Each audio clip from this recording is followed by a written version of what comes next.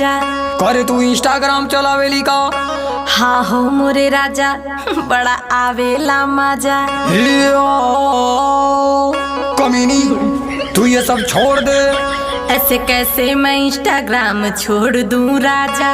अभी टाइम है जाने मन, तू होश में आ जा। इसमें क्या है बुराई, आप ही बताओ ना। देखो पूरे गांव में मेरी नाक तुम कटावो ना। अरे राजा जी, इसमें पैसा बहुत मिलता है। तेरी वीडियो से कितनों का नियत बिगड़ता है। जो जैसा सोचता है सोचे, उसमें मैं क्या करूं। तू इंस्टाग्राम पे वीडियो बनावल बंद करूं। देखा राजा, एमे फिल्टर बहुत कमाल के हा।